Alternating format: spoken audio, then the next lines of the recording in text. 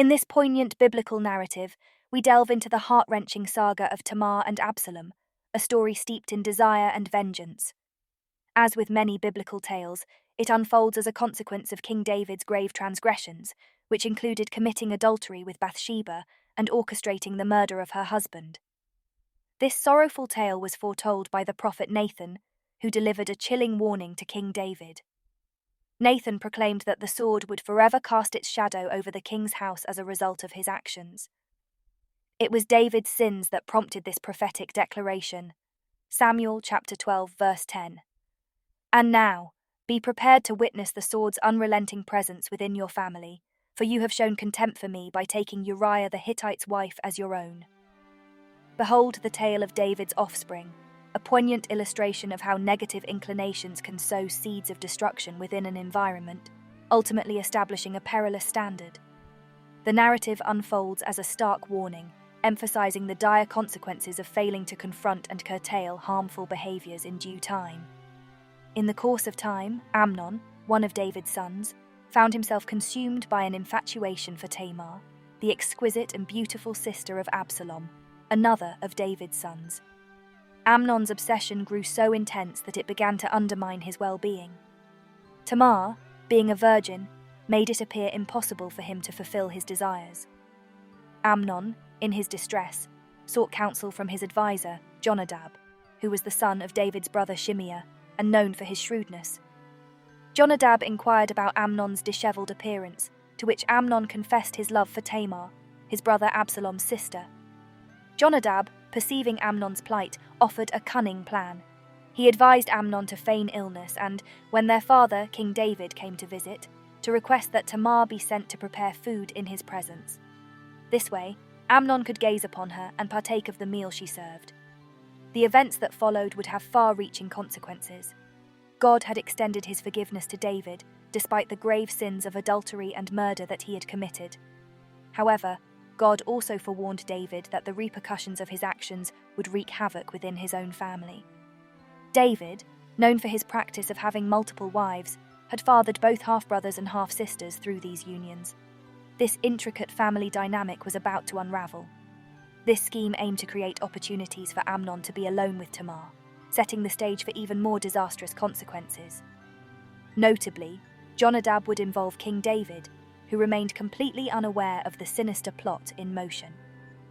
Amnon, following Jonadab's counsel, feigned illness when the king came to visit. In this guise, Amnon requested that Tamar be sent to prepare food for him in his presence, ostensibly to nurse him back to health. David, acting in good faith, dispatched a messenger to summon Tamar to her brother Amnon's house. Tamar dutifully went to Amnon's house, where she found him lying in bed. She proceeded to prepare food and serve them to her brother. However, as the events unfolded, Amnon refused to eat. Instead, he asked all present to leave the room, leaving Tamar alone with him. In this private setting, the situation took a distressing turn. In this harrowing passage from 2 Samuel chapter 13, we witness the tragic events that unfolded within David's family. Tamar, the innocent victim in this dreadful scenario, found herself ensnared in a terrible predicament. Amnon, her half-brother, seized her when she brought him food and revealed his sinister intentions. Tamar, in a desperate plea, implored Amnon not to commit such a disgraceful sin, emphasizing that such actions were not to be tolerated in Israel. She feared the lasting shame that would befall her, and she also cautioned that Amnon would be considered a great fool in Israel. Tamar even suggested that he speak to the king, their father, to arrange a lawful union instead of proceeding with this heinous act. But Amnon remained unswayed by her pleas, determined to carry out his sinful desires. Amnon's actions were driven by a shallow and insidious love, primarily fueled by lust and ego. After he violated Tamar, his feelings of hatred toward her surpassed any semblance of affection he might have had. He coldly ordered her to leave, but Tamar, recognizing the magnitude of the wrong done to her, refused to comply with his request. Amnon's servant then forcibly removed Tamar and bolted the door behind her. She left, her dignity shattered, wearing the ornate robe that signified her status as one of the virgin daughters of the king. This narrative paints a devastating portrait of the consequences of unchecked desires and the profound tragedy that befell Tamar, who was thrust into a nightmare of abuse and humiliation. Amnon's actions compounded his sin, mirroring the transgressions of his father, David.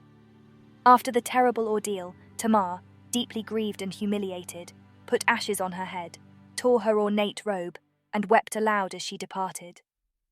Her brother, Absalom, tried to console her, encouraging her not to take the matter to heart, reminding her that Amnon was her brother.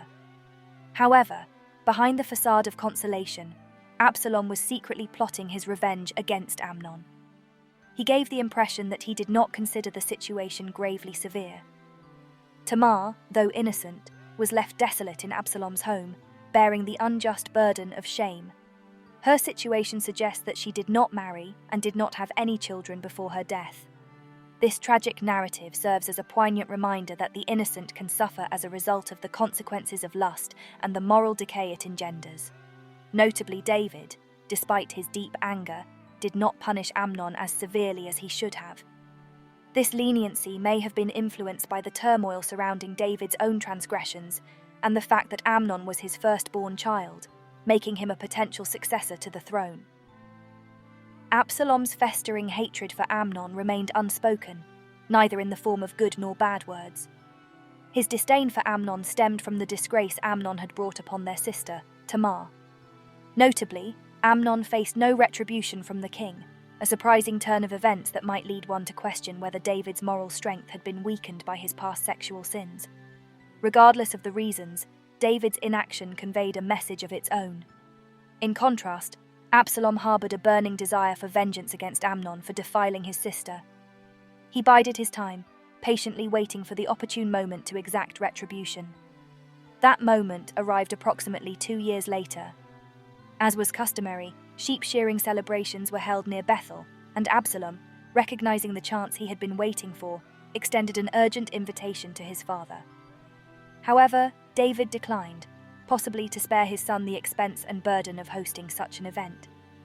Nevertheless, all the king's sons, including the eldest, Amnon, representing their absent father, were successfully brought together for the celebration. At a prearranged signal, Absalom gave a command to his servants. He instructed them to wait until Amnon's heart was cheerful with wine, at which point they were to strike and put him to death. He assured them not to fear, for he had personally issued the command, urging them to be courageous and valiant. True to Absalom's orders, his servants carried out the act. In the aftermath of the tragic events that unfolded in 2 Samuel chapter 13, all of the king's sons reacted by fleeing on their mules. David grieved deeply for the loss of his son Amnon, who had been killed by Absalom. As the news of these sorrowful events spread, the king's sons and his servants joined in, raising their voices and weeping profusely. The story of Amnon and Tamar sheds light on the complex issues associated with sexual sin and the profound consequences that can result from it. Tamar's harrowing experience is a testament to the tremendous suffering that should never be inflicted on anyone. It underscores the importance of responding to such situations with integrity and justice, a responsibility that David failed to fulfill, leading to a cascade of further problems. The narrative reveals how Amnon's lustful thoughts for his sister, along with the harmful counsel of his close friend Jonadab, set the stage for a grave crime. When Absalom learned of this heinous crime, it ignited a powerful sense of revenge, prompting him to devise a scheme to exact vengeance on Amnon, ultimately resulting in his brother's demise. The story also underscores the importance of discerning the advice we receive, as counsel from those who lack godly wisdom can lead us down the wrong path. The choices we make in terms of the people we associate with can significantly impact our lives, and our intuition often guides us to be cautious around some individuals. Absalom's pursuit of revenge ultimately led to further division within the family, and eventually to his own rebellion against King David, which tragically ended in his own death. Revenge often begets more revenge, and can result in long-lasting and destructive consequences. Absalom's act of revenge, though it might have seemed justifiable to some, set off a dangerous cycle of violence and vengeance within the family. This cycle, as history has shown, tends to perpetuate itself, causing significant and enduring harm. The critical lesson here is to break this cycle and earnestly seek peaceful resolutions to conflicts, thereby avoiding the spiral of retribution with its devastating and far-reaching effects. Thank you for watching. See you soon.